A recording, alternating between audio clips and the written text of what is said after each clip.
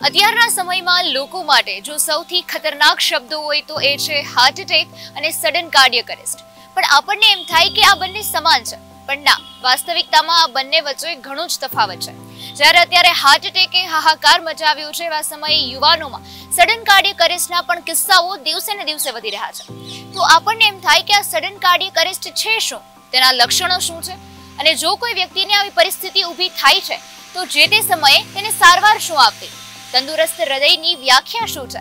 તો બસ આ તમામ પ્રશ્નો પર રાજકોટના તબીબ નિષ્ણાંતો સાથે અબતક દ્વારા ખાસ વાતચીત કરવામાં આવી છે અને એક વિશેષ અહેવાલ રજૂ કરવામાં આવ્યો છે. દેશ દુનિયામાં છેલ્લા ઘણા સમયથી સડન કાર્ડિયક અરેસ્ટના કિસ્સા સામે આવ્યા છે.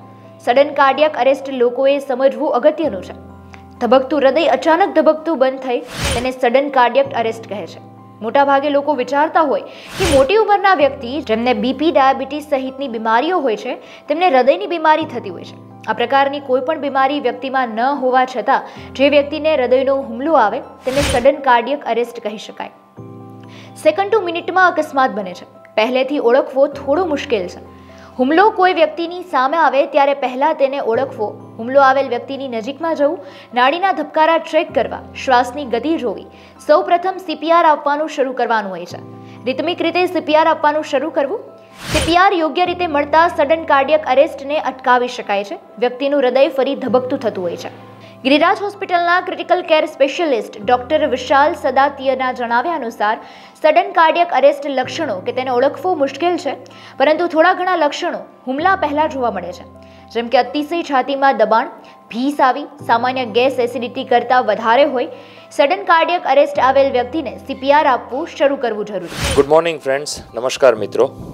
હું doctor Vishal Sadatiya, consultant physician and critical care specialist, Giriraj હોસ્પિટલમાં છેલ્લા 11 વર્ષથી સેવા આપી રહ્યો છું. આજના સમયનો આમ કહી શકીએ કે સોસાયટીનો ખૂબ જ હોટ ટોપિક છે કે સડન કાર્ડિયક એરેસ્ટ ઓર સડન કાર્ડિયક ડેથ ઘણા બધા યુવાનોમાં જોવા મળી રહ્યું છે, અને ઘણા બધા એવા લોકોમાં કે જેમને કોઈ પહેલેથી હૃદયની તકલીફ હતી નહીં.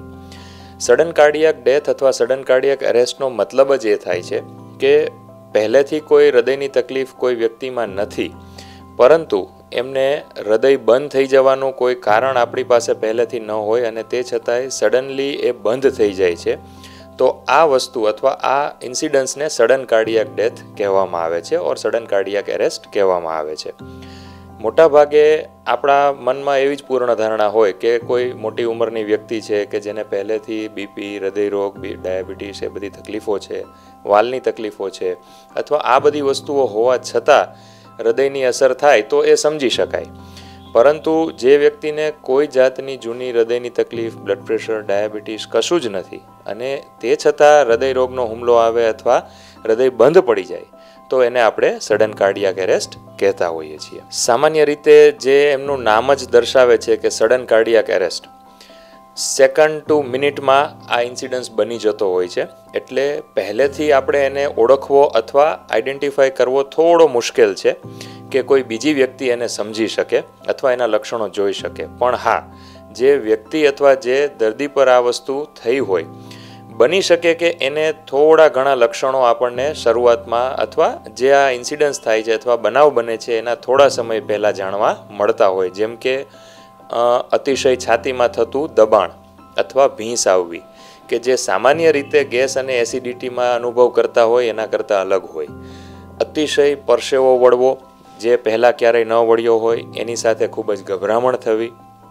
આ સિવાય અતિશય ઉલટી થવી અથવા પેટમાં દુખાવો થવો, વચ્ચેના ભાગમાં દુખવું, ચક્કર આવવા, અથવા આ બધી જ વસ્તુઓને આપણે મૂકી દઈએ તો ઘણીવાર એવું પણ બનતું હોય છે કે કંઈ પણ લક્ષણ ન હોય અને સામાન્ય એકવાર 1 જ મિનિટ માટે છાતીનો દુખાવો થઈ અને સડન કાર્ડિયક એરેસ્ટ થઈ શકતું હોય છે.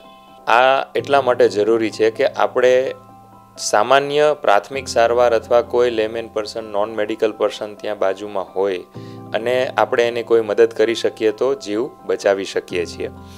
સડન કાર્ડિયક એરેસ્ટ મિનિટ કે થોડા સમયમાં જ આવી જતો હોય છે, જેમ મેં કહ્યું એમ. પણ જો વિટનેસ્ડ કાર્ડિયક એરેસ્ટ હોય અથવા એમ કહી શકીએ કે આપણી સામે એ થયું હોય, આપણી નજર સામે થાય છે, તો પહેલાં તો એને ઓળખવો જરૂરી છે કે આ સડન કાર્ડિયક ડેથ છે. તો એના માટે સૌથી પહેલાં જે વ્યક્તિ આ સડન કાર્ડિયાક એરેસ્ટમાં અસર પામેલી હોય એને નજીક જઈ અને આપણે સૌથી પહેલાં નાડીના ધબકારા એટલે કે પલ્સ જે આપણે કાંડા પર ચેક કરીએ છીએ એ આપણે ચેક કરી શકીએ. એની સાથે આપણે એની શ્વાસની ગતિ જોઈ શકીએ કે નોર્મલ જે વ્યક્તિ છે એ શ્વાસ લે છે કે નહીં, એના શ્વાસ સંપૂર્ણપણે બંધ થઈ ગયા હોય છે. ઘણીવાર છાતી પર કાન રાખીને હૃદયના ધબકારા પણ સાંભળી શકીએ છીએ, એ બંધ થઈ ગયા હોય છે. તો આ કન્ડિશનમાં તમે સૌથી પહેલું પ્રાથમિક સારવાર તરીકે નોન મેડિકલ પર્સન હોય કે મેડિકલ પર્સન હોય, સૌથી પહેલું કામ CPR આપી શકીએ કે જેમાં ચેસ્ટ કમ્પ્રેશન એક એની પ્રાઇમરી રિક્વાયરમેન્ટ છે. જેનાથી આપણે શું કરીએ છીએ કે જે આપણી છાતીનું વચ્ચેનું હાડકું હોય છે જે ખૂબ જ મજબૂત હોય છે, જેને આપણે સ્ટર્નમ કહીએ છીએ, એ સ્ટર્નમની નીચે આપણું હૃદય રહેલું છે.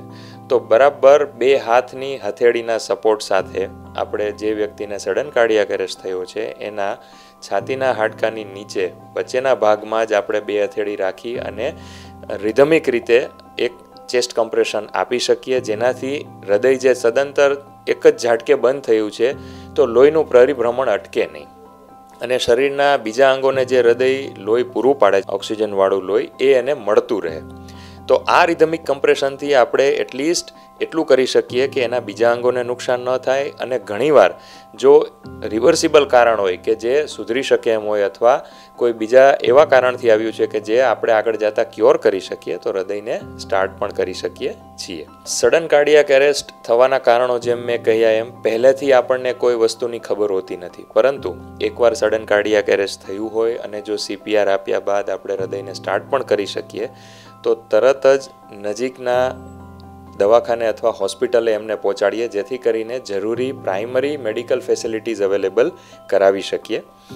જો એ સ્ટેજ આપણે પાર પાડી જઈએ અને એનાથી હૃદય આપણું ચાલુ થઈ જાય તો ત્યારબાદ આપણે જે કારણથી આ સડન કાર્ડિયાક એરેસ્ટ થયો છે એમાંનું એક સૌથી કોમન છે માયોકાર્ડિયલ ઇન્ફાર્ક્શન અથવા હૃદયની નળીઓ બંધ થવી, હૃદયની નળીઓમાં ચરબીનો થર જામવો અથવા ગંઠાઈ જવું.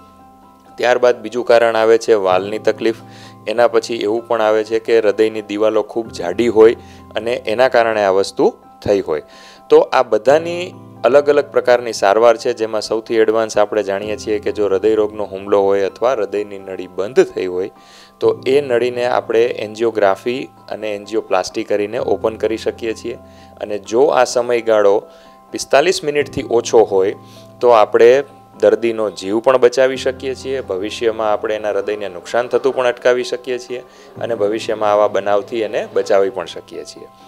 આ સિવાયના જે બીજા કારણો છે, વાલ્વની તકલીફ અથવા હૃદયની દિવાલ જાડી હોવી જે આપણને ખબર ન હોવી, તો એ આપણને આ સમયે જ ખ્યાલ આવે છે, જેમાં ઇકોકાર્ડિયોગ્રાફી કરીને આપણે જાણી શકીએ છીએ અને એને આપણે સર્જરી દ્વારા અથવા વાલ્વ બદલીને પણ એને સારવાર કરી શકીએ છીએ. આમ જોવા જઈએ તો બધાના માટે કોઈ એક જ વ્યાખ્યા અથવા ડેફિનેશન લાગુ નથી પડતી હોતી. બધાના મનમાં એ જ પ્રશ્ન હોય છે. તંદુરસ્ત હૃદય એટલે ખૂબ જ કામ કરી શકવા અથવા એફિશિયન્સી વધારે હોવી અથવા દોડવાનું કે તો તમે દોડી શકો, ભારે કામ કરી શકો, તકલીફ ન પડવી. પરંતુ બધાના કામ પ્રમાણે બધાના હૃદયની જવાબદારી અથવા એની જે જરૂરિયાત છે અલગ અલગ હોય છે.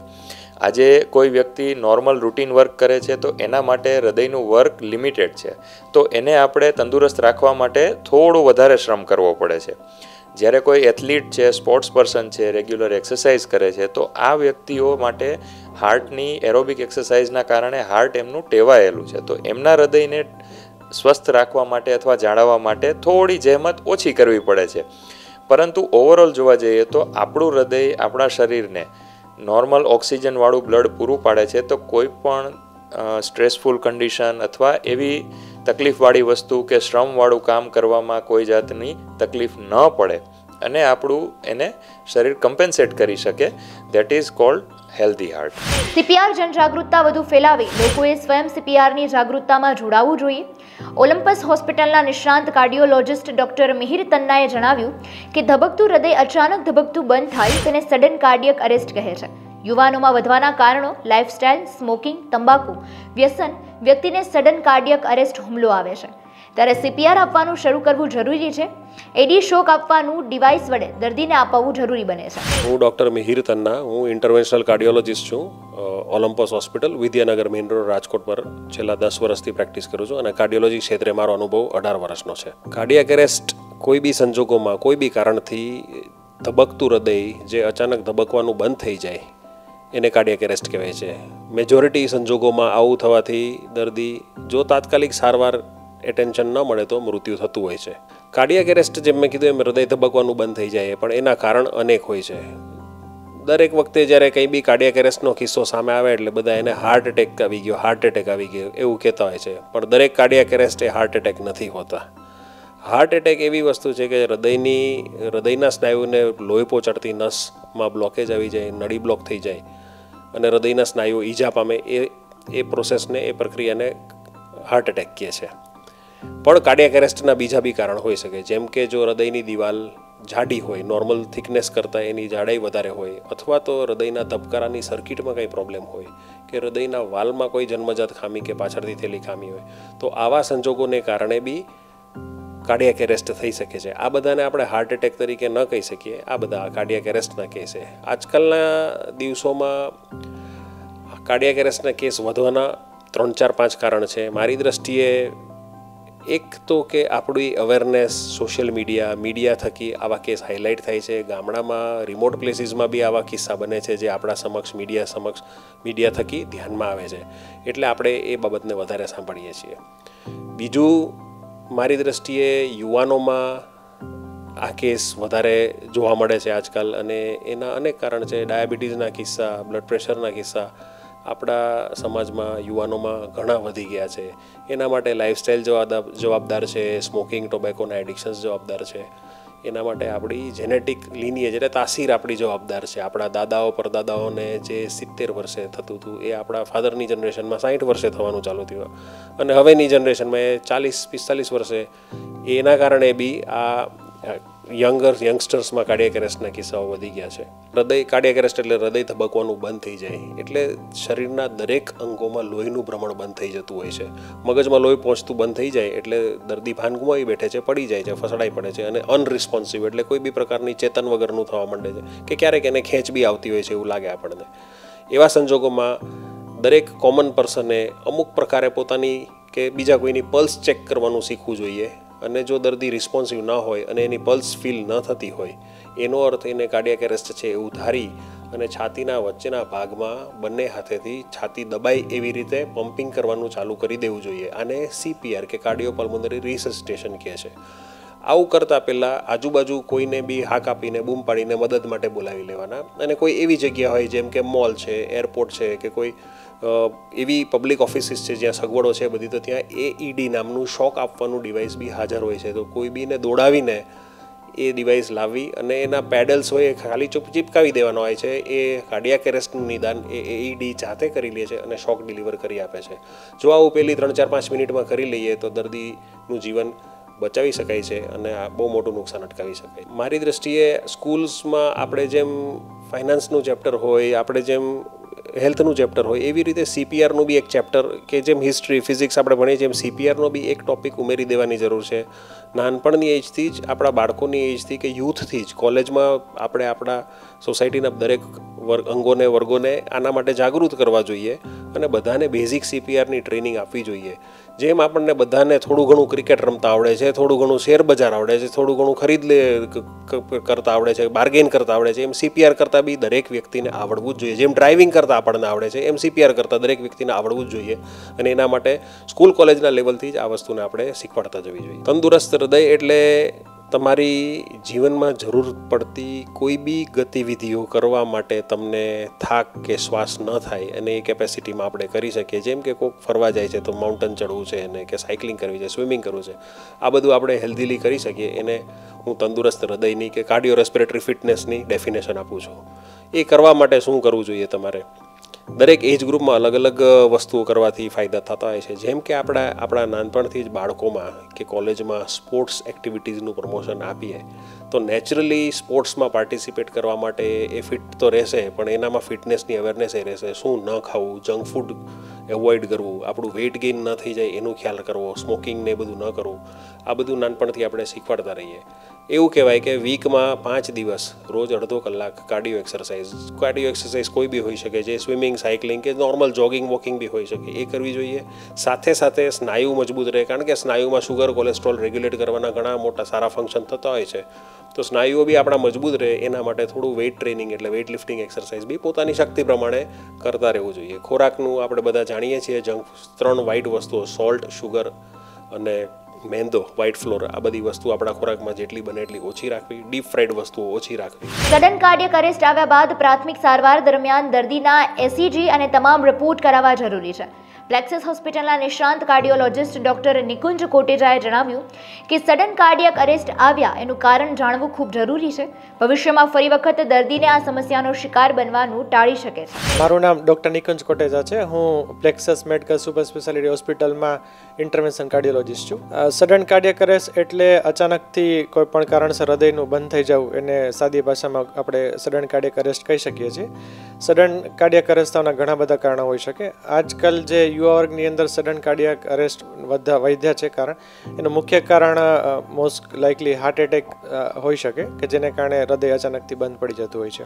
લોકોએ એટલા માટે સમજવું જરૂરી છે કારણ કે આપણે જોઈએ છીએ કે પોસ્ટ કોવિડ, જે કોવિડ પછીનો જે સમય છે એ દરમિયાન યંગ જનરેશન, ખાસ કરીને યુવા વર્ગની અંદર કાર્ડિયક અરેસ્ટ અને અથવા તો હૃદયનું હાર્ટ એટેકનું પ્રમાણ ખૂબ જ વધી ગયું છે. જેથી કરીને લોકોએ પોતાના હૃદયની સ્વાસ્થ્ય જાળવવા માટે આપણે કાર્ડિયક અરેસ્ટ શું છે અથવા તો હાર્ટ એટેક શું છે સમજવું બહુ જ અગત્યનું થયું છે. જ્યારે પણ કોઈ પણ સમયે આવી રીતે અચાનકથી કોઈ પેશન્ટને સડન કાર્ડિયક અરેસ્ટ થાય તો પહેલાં આસપાસના વ્યક્તિઓ સૌથી પહેલાં એને જગાડવાની પ્રયત્ન કરવો જોઈએ કે એને પૂછવું જોઈએ કે શું થઈ રહ્યું છે. જો પેશન્ટ જવાબ ના આપે તો એની પલ્સ ચેક કરવી જોઈએ, અને પલ્સ પણ ના આવતી હોય તો ઇમિડિયેટલી CPR, જે સાદી ભાષામાં કાર્ડિયોપલ્મનરી રિસક્સિટેશન છે, બેઝિક સપોર્ટ છે, તે ઇમિડિયેટલી સ્ટાર્ટ કરવો જોઈએ અને એમ્બ્યુલન્સને કોલ કરી દેવો જોઈએ અને નજીક બાય જે પણ હોસ્પિટલ અવેલેબલ હોય ત્યાં પેશન્ટને તાત્કાલિક ધોરણે પહોંચાડવો જોઈએ. આપણે વેસ્ટર્ન વર્લ્ડની વાત કરીએ તો ત્યાં તો લગભગ દરેક વ્યક્તિઓને CPRની ટ્રેનિંગ ફરજિયાત છે, પણ હજી ઇન્ડિયાની અંદર આપણે એટલી CPRની અવેરનેસ નથી. તો મારું એવું મંતવ્ય છે કે દરેક વ્યક્તિઓએ CPRની ટ્રેનિંગ લેવી જરૂરિયાત છે અને કોઈપણ જે દરેક હોસ્પિટલો છે તેણે ફ્રીલી કેમ્પ અથવા તો કોઈપણ રીતે તો મીડિયાના માધ્યમથી અથવા તો સ્કૂલની અંદર સ્કૂલ હેલ્થ પ્રોગ્રામના ભાગરૂપે દરેક વ્યક્તિને CPRની બેઝિક ટ્રેનિંગ આપવી જોઈએ, જેથી કરીને આપણે લાઈફ છે તે સેવ કરી શકીએ. જ્યારે પણ પેશન્ટને સડન કાર્ડિયક અરેસ્ટ થાય તો ઇમિડિયેટલી એની આસપાસના બાયસ્ટેન્ડર વ્યક્તિઓ જે છે એણે ઇમિડિયેટલી CPR સ્ટાર્ટ કરી દેવું જોઈએ અને એમ્બ્યુલન્સમાં ઇમિડિયેટલી નજીકની હોસ્પિટલ હોય ત્યાં લઈ જવો જોઈએ. અને એક વખત કાર્ડિયક અરેસ્ટ થાય પછી જો પેશન્ટનું હાર્ટ રિધમ પાછી આવી ગઈ હોય તો પછી એક વખત ECG અને બધા રિપોર્ટ્સ કરીને જોવું પડે કે શું કારણથી એનું કાર્ડિયક અરેસ્ટ થયેલું છે અને એ પરથી ઇમિડિયેટલી ટ્રીટમેન્ટ સ્ટાર્ટ કરવી જોઈએ. જો હાર્ટ એટેક હોય તો ઇમરજન્સી એન્જિયોગ્રાફી અથવા તો એન્જિયોપ્લાસ્ટી પણ સાથે. તંદુરસ્ત હૃદય છે એને આપણે એના માટે તંદુરસ્ત હૃદયને તંદુરસ્ત રાખવા માટે ઘણી બધી વસ્તુઓ કરી શકીએ છીએ. ખાસ કરીને યુવા વર્ગની અંદર મારી સલાહ છે કે આજકાલ એક્સરસાઇઝ જે છે એ ખૂબ જ ઓછી થઈ ગઈ છે, તો દરેક વ્યક્તિએ એટલીસ્ટ 30 મિનિટ ડેઇલી વોકિંગ કરવું જોઈએ અને ડાયટમાં ખાસ કરીને બહારના જંક ફૂડ અવોઇડ કરવા જોઈએ. અને આફ્ટર 35 યર્સ દરેક વ્યક્તિએ પોતાનું હેલ્થ ચેકઅપ કરાવી લેવું જોઈએ, એમાં ખાસ કરીને બ્લડ પ્રેશર અને ડાયાબિટીસ અને કોલેસ્ટ્રોલના રિપોર્ટ કરાવી લેવા જોઈએ. અને ખાસ કરીને જો ફેમિલી હિસ્ટ્રી જો પોઝિટિવ હોય સ્ટ્રોંગલી તો દરેક વ્યક્તિએ 30 યર્સ પછી ચેક કરાવી લેવા જોઈએ બધા રિપોર્ટ્સ. ECP સારવારથી કોઈ પણ કાપકૂપ વગર હૃદય સુધી લોહી પહોંચાડવામાં આવે છે. બ્લેસ્ડ હાર્ટ ક્લિનિકના પ્રિવેન્ટિવ કાર્ડિયોલોજિસ્ટ ડોક્ટર નીરવ મહેતાએ જણાવ્યું કે ડેવલપ્ડ કન્ટ્રીમાં ECPનું મહત્વ ઘણું છે. દર્દીને બેડ પર સુવડાવવામાં આવે છે. મશીન દ્વારા દર્દીના હૃદય સુધી લોહી પહોંચાડવાની પ્રક્રિયા શરૂ કરવામાં આવે છે. 20% 15% હાર્ટના પમ્પિંગવાળા વ્યક્તિઓને સારવાર પૂરી પાડે છે. આવા દર્દીઓને સફળતાપૂર્વક કોઈ પણ સર્જરી વગર માત્ર ટ્રીટમેન્ટથી તેઓ સાજા થઈ જાય છે. મારું નામ ડૉક્ટર નીરવ મહેતા છે. મારી સ્પેશિયાલિટી પ્રિવેન્ટિવ કાર્ડિયોલોજી છે. મેં પોસ્ટ ગ્રેજ્યુએશન ડિપ્લોમા કરેલું છે પ્રિવેન્ટિવ કાર્ડિયોલોજીમાં યુનાઇટેડ કિંગડમથી, કાર્ડિફથી, અને મેં પ્રિવેન્ટિવ કાર્ડિયોલોજીમાં ફેલોશિપ કરેલી છે એશિયન હાર્ટ ઇન્સ્ટિટ્યૂટ બોમ્બેથી અને HN Reliance foundation hospital Bombay. અમારું ક્લિનિક 2019થી ફંક્શનલ છે. જાન્યુઆરી 2019માં અમે પહેલું પેશન્ટ સ્ટાર્ટ કર્યું હતું અને 5 યર્સની અંદર અમે હાર્ટના એવા પેશન્ટ્સને ટ્રીટ કરેલા છે જેને બાયપાસ સર્જરી કાં તો ફેલ થઈ ગઈ હતી અથવા સ્ટેન્ટ્સ ફેલ થઈ ગયા હતા અને જેનું હાર્ટનું પમ્પિંગ ખૂબ જ ઓછું થઈ ગયું હતું. 20% 15% પમ્પિંગવાળા દર્દીને જેને હાર્ટ ટ્રાન્સપ્લાન્ટનું કીધું હોય એવા પેશન્ટને પણ અમે સફળતાપૂર્વક બાયપાસ વગર કે સ્ટેન્ટ વગર કે હાર્ટ ટ્રાન્સપ્લાન્ટ વગર ટ્રીટ કરેલા છે. કાર્ડિયાક અરેસ્ટ અને હાર્ટ એટેક બે અલગ અલગ વસ્તુ છે. હાર્ટ એટેક એટલે હૃદયની જે મુખ્ય 3 નળીઓ હોય જે હૃદયને લોહી પહોંચાડતી હોય એમાંની એક નળી કોઈ 100% બંધ થઈ જાય અચાનકથી તો જે થાય એને હાર્ટ એટેક કહેવામાં આવે છે, જેનાથી હૃદયને મળતું લોહી ખૂબ જ ઓછું થઈ જાય સડનલી. હવે એ એક કારણ હોઈ શકે કાર્ડિયાક એરેસ્ટનું. હૃદયને લોહી મળતું સાવ ઓછું થઈ જાય એટલે હૃદય છે એનું પમ્પિંગ ઓછું થઈને કદાચ એવું સ્ટેજ આવે કે હૃદય પંપ કરવાનું સાવ બંધ કરી દે. That is called cardiac arrest. આજકાલ યંગ એજમાં બહુ જ વધારે કાર્ડિયાક અરેસ્ટ આવે તો કોઈ પણ દર્દી હોય જે અચાનકથી બેભાન થઈ જાય તો we should consider it cardiac arrest. આપણે ઇમિડિયેટલી એની કેરોટિડ પલ્સ ચેક કરવી જોઈએ. જે આપણા મગજને લોહી પહોંચાડતી નસો હોય તે અહીંયાથી પાસ થતી હોય અને કેરોટિડ આર્ટરીઝ કહેવાય બંને સાઈડ ઉપર નેકમાં. આપણે ત્યાં પલ્સ ચેક કરવું જોઈએ. પલ્સ ન આવતી હોય તો તરત જ આપણે પેશન્ટને CPR આપવું જોઈએ. CPR is chest cardiopulmonary resuscitation. એટલે પેશન્ટને ફ્લેટ સરફેસ ઉપર સીધો સુવડાવી અને આપણે એના ચેસ્ટની અંદર બંને હાથથી આ રીતના પંપ કરવું પડે, જેનાથી હૃદય કામ નથી કરતું તો આપણે આપણા હાથથી હૃદયની અંદર જે લોહી છે એને આખા શરીરમાં એનું પરિભ્રમણ ચાલુ રાખીએ છીએ. એના માટે આપણે પબ્લિક જે ઇવેન્ટ્સ હોય અથવા સ્કૂલ્સ હોય કોલેજીસ હોય તેની અંદર CPRના લેક્ચર્સ ગોઠવવા જોઈએ કે કઈ રીતના CPR આપવામાં આવે. આજકાલ જે કાર્ડિયાક અરેસ્ટ આટલા વધી રહ્યા છે તો ડિફિબ્રિલેટર જે શોક આપવાનું મશીન હોય એને જે નોર્મલ પર્સન યુઝ કરી શકે ડિવાઇસને AED કહેવાય. તો AEDs છે એ પબ્લિક પ્લેસીસ ઉપર વધારે સ્કૂલ્સમાં કોલેજીસમાં મોટા ઇન્સ્ટિટ્યુશન્સમાં સારા બિલ્ડિંગ્સ હોય ફ્લેટ્સ હોય એની અંદર સોસાયટીઝમાં અવેલેબલ થાય એના માટે આપણે કોઈ સ્ટેપ્સ લેવા જોઈએ. અને CPR વિશે દરેક વ્યક્તિને માહિતી હોવી જોઈએ જેનાથી કોઈ પણનો જીવ બચાવી શકે. હૃદયને તંદુરસ્ત રાખવાના એ જ રસ્તા છે કે તમારે તમારા હૃદય માટે જ્યારે નાના હોય નાની એજથી તમારે સંભાળ લેવી પડે. હવેનો સમય એવો છે કે તમને ખ્યાલ પડ્યો કે નાની એજમાં હાર્ટ એટેક આવવા લાગ્યા છે. જો તમે ધ્યાન ન રાખો તો 25-30 વર્ષે પણ તમને સ્ટેન્ડ મૂકીને 40 વર્ષે બાયપાસ કરીને 50 વર્ષે તમે હૃદય ધબકતું સાવ બંધ થઈ શકે એવું પણ બની શકે. હવેનો ટાઈમ એવો નથી કે હૃદય રોગ 70 વર્ષે 60 વર્ષે થશે. 30 વર્ષે 25 વર્ષે પણ હૃદય રોગ થશે ને તમે 20 વર્ષના 18 વર્ષના થાવ ત્યારથી તમારે હૃદયની સંભાળ લેવાની શરૂ કરવી જોઈએ. એના માટે પેકેજ્ડ ફૂડ્સ જે આવે છે, ફાસ્ટ ફૂડ્સ આવે છે એનો ઉપયોગ ખૂબ જ ઓછો અથવા ન કરવો જોઈએ. ઘરનું જમવાનું વધારે પ્રિફર કરવું જોઈએ. Fruits, green vegetables, salad, soup એ બધું વધારે લેવું જોઈએ.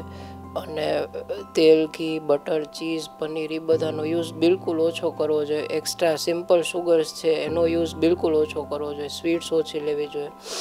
સોલ્ટ ઉપરથી જે વસ્તુમાં હોય એ બિલકુલ ટાળવું જોઈએ અને વધારેમાં વધારે ગ્રીન વેજીસ અને ફ્રૂટ્સ લેવા જોઈએ એવી મારી સલાહ છે. અને રોજ 40 to 45 મિનિટ્સ એક્સરસાઇઝ કરવી જોઈએ. ECP એ US FDA દ્વારા માન્યતા પ્રાપ્ત એક એવી સારવાર છે જે કોઈ પણ જાતની કાપકૂપ કર્યા વગર હૃદય સુધી લોહી પહોંચાડી શકે છે. આ સારવાર છે એને 1996થી US FDA અપ્રૂવ કરેલી છે અને દરેક જે ડેવલપ્ડ કન્ટ્રીઝ છે તેની અંદર ECP મેઇનસ્ટ્રીમ કાર્ડિયોલોજીની સારવાર તરીકે પ્રેક્ટિસ થાય છે. પણ આનો સૌથી મોટો બેનિફિટ એ છે કે આમાં દર્દીને બેભાન કરવાની જરૂર નથી પડતી, કોઈ જાતની કાપકૂપ કરવાની જરૂર નથી પડતી. ફક્ત કમ્ફર્ટેબલી એક બેડ ઉપર સૂઈ જવાનું હોય ને એ મશીન દ્વારા હૃદય સુધી ડાયરેક્ટલી લોહી છે એને પંપ કરવામાં આવે છે, જેના લીધે જે મેઇન બ્લોક થયેલી નળી હોય ને એની આજુબાજુમાં બીજી ઝીણી કોલેટરલ વેસલ્સ ઓપન અપ થઈ જાય છે અને એ કોલેટરલ વેસલ્સથી આખા હૃદય સુધી બ્લડ પહોંચતું થઈ જાય છે, જેના લીધે પેશન્ટને બાયપાસ સર્જરી કે એન્જિયોપ્લાસ્ટીથી બચી જાય છે. અથવા જો બાયપાસ સર્જરી થઈ ચૂકી હોય, એન્જિયોપ્લાસ્ટી થઈ ચૂકી હોય અને છતાં દર્દીને સિમ્ટમ્સ આવતા હોય એને મલ્ટિપલ એટેક્સ આવેલા હોય અને હૃદયનું પમ્પિંગ ખૂબ જ ઓછું થઈ ગયું હોય એવા દર્દીઓમાં ECP સારવાર કરાવવાથી એના આખા હૃદય સુધી બ્લડ પહોંચી જાય છે અને એને કોઈ પણ જાતની તકલીફ પછી પડતી નથી. પછી એના જે સિમ્ટમ્સ હોય બધા જતા રહે છે. જે ચાલી ન શકતું હોય દર્દી 10-20 ડગલાને એને શ્વાસ ચડી જતો હોય, છાતીમાં દબાણ આવી જતું હોય, તો ECP સારવાર પછી સેમ પેશન્ટ 45-50 મિનિટ ચાલે તો પણ એને છાતીમાં દુખાવો આવતો નથી, કોઈ જાતનો ભાર આવતો નથી, કોઈ જાતનો શ્વાસ ચડતો નથી અને એક નોર્મલ વ્યક્તિ જેવી લાઈફ પછી પસાર કરી શકે છે. અમારી પાસે લગભગ 1000 થી 1200 દર્દીઓએ જેને બાયપાસનું કીધું અથવા સ્ટેન્ડનું કીધું અથવા બાયપાસ કરાવ્યા પછી કે સ્ટેન્ડ મુકાવ્યા પછી તકલીફ હોય એવા પેશન્ટ્સે સારવાર કરાવેલી છે. અને અમુક પેશન્ટ્સ એવા હતા જેનું હૃદયનું પમ્પિંગ ફક્ત 20% અથવા એનાથી ઓછું હતું, એટલે એનું હૃદય સાવ નબળું પડી ગયું હતું. એવા જે કન્જસ્ટિવ હાર્ટ ફેલિયરવાળા પેશન્ટ્સ હોય એમાં મારી સ્પેશિયાલિટી છે, બરાબર. એટલે એવા પેશન્ટ્સ 200થી વધારે અમે ટ્રીટ કર્યા જેનું હૃદયનું પમ્પિંગ ખૂબ જ ઓછું થયું અને એનું પમ્પિંગ પાછું વધીને નોર્મલ થઈ ગયું છે. નિષ્ણાંત તબીબોના જણાવ્યા અનુસાર સડન કાર્ડિયક અરેસ્ટ આવેલ વ્યક્તિને તુરંત CPR કે AD શોક મળતા જીવ બચાવી શકાય. 35 વર્ષ બાદ વ્યક્તિને નિયમિત BP, ડાયાબિટીસ, કોલેસ્ટ્રોલ ચેકઅપ કરાવવા જોઈએ. CPRની જનજનમાં જાગૃતતા જરૂરી. તંદુરસ્ત હૃદય માટે લોકોએ 30 મિનિટનો વ્યાયામ નિયમિત કરવો જોઈએ. કેમેરા પર્સન દીપેશ ગરુદ્રા સાથે પ્રતિપાલસિંહ ઝાલા, અબ તક ચેનલ, રાજકોટ.